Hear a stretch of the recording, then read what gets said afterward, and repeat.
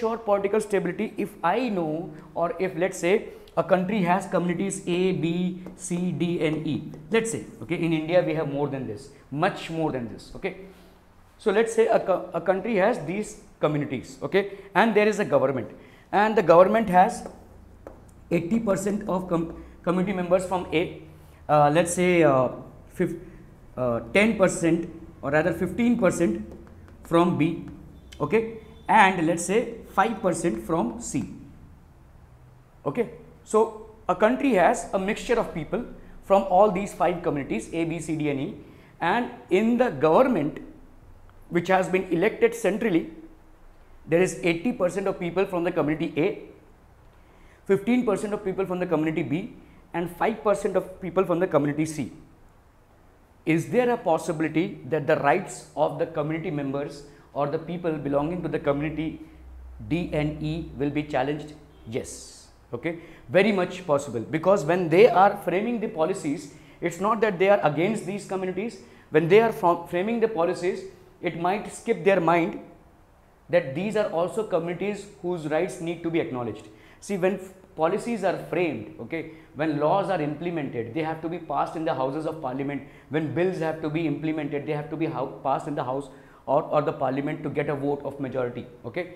So if there is nobody from these 2 communities, obviously laws will be implemented, passed and executed, and there is a high possibility that there will be nobody in the parliament who can question those laws or make some changes in the laws so that the rights of these 2 communities are not hampered. Or so this is what happens, okay. So if you have, so then the political stability will be disturbed, okay. Tomorrow when the law will be implemented and the government will try to execute it, then there will be opposition from these 2 communities, and since they do not have a representative, they will either come to violence, or they will either come to some sort of strikes, or something will happen because of which the government system will be paralyzed, okay. So it is very important that there is equal representation so that it ensures political stability. Whenever there is a strife, whenever there is a strike, whenever there is a protest, which is okay for government, but then some way or the other the political stability gets paralyzed.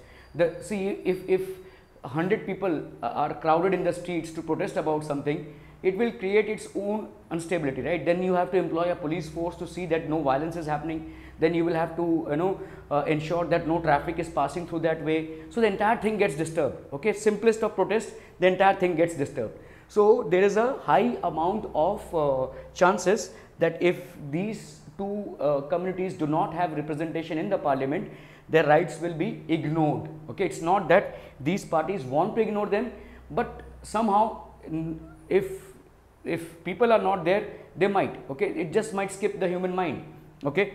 So out of sight, out of mind, that's what the saying goes by, okay. So if representatives from these 2 communities are not there in the government, there is a high risk and high chance of their rights being ignored and their things being neglected, okay. So this will create a strife, and this will basically challenge the political stability of the company. I suppose the other point is not visible, so I will make some changes in the camera, okay. Let me rotate it a little.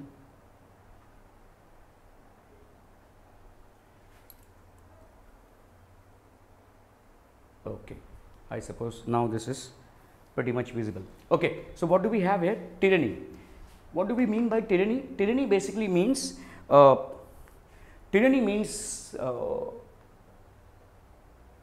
deliberate attempt to destabilize or deliberate attempt to oppress, okay. Tyranny means full-fledged. See, at times we might not be deliberately attempting, but the other person might feel that he is being oppressed, okay.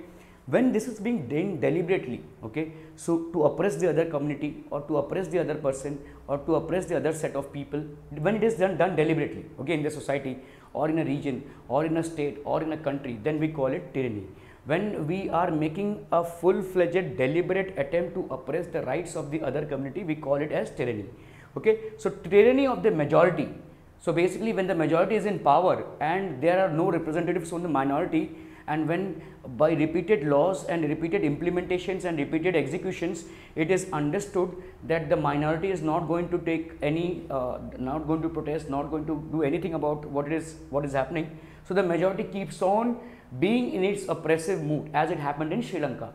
They keep on implementing laws. For example, Sinhala was made the national language without even consulting the Tamilians, which means that whether or not you understand Sinhala, you got to correspond in Sinhala. Okay, so tyranny of the majority is oppressive. Tyranny means the deliberate attempt of the majority to suppress or oppress the minority. Okay, that's called tyranny. Is oppressive for the minority. Obviously, we know that this will be very oppressive for the minority. It's going to impact them in ways and which we are not even aware of. And it often ruins the entire country. Ruins the entire country means that the entire country is taken in a state of shock. Okay, the entire country goes through a phase which is very difficult. It ruins the entire country, including the majority. At times, what happens? See, this is what happened in Sri Lanka. Okay, bloodshed happened. People started protesting. Basically, the biggest terrorist outfit was came into place, and there was huge bloodshed. So when bloodshed happens, it's not that only the people from the minority community are losing their lives and property. This is also applicable to the people from the majority community. When the people from the minority community are rising up in arms, who are they going to kill and who are they going to loot and plunder? Obviously, the people from the majority community. Okay, so both the communities, people get impacted. People are going to lose their lives, which is very precious, and obviously a lot of damage to property happens as well. Okay, so the entire country is ruined, and obviously majority is also impacted. Okay, so whenever there is tyranny, we think that tyranny is only by the majority, but apparently tyranny is from the both. When tyranny is practiced by the majority, then the minority feels devastated and it rises up in arms.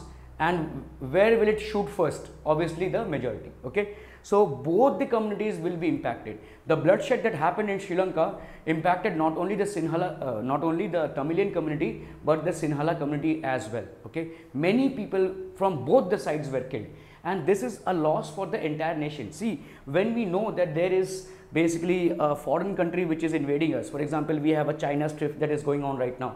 So we know who to kill and where is the enemy. Okay, so we know whom to shoot. Okay, so you basically know whom to fight with.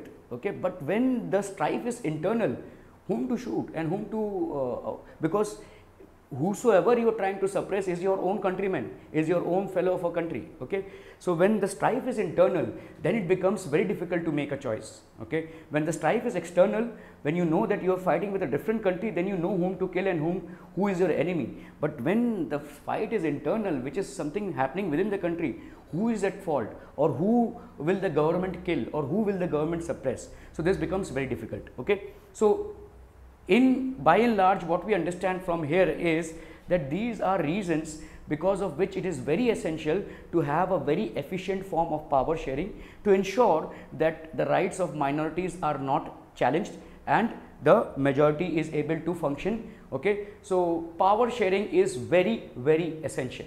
Okay, I hope you all understand this. We will continue with more slides on this, maybe 2 or 3 slides more, and then we will finish off with this chapter and we will continue with federalism. So thank you very much for your time. Any inputs you have, anything that you want to know in detail, anything that you want more clarification on, please feel free to post your comments in the comment section. Whenever we will get the time, we'll make sure that those doubts are clarified. All right, thank you so much for your time. Do well in life. Okay, take care.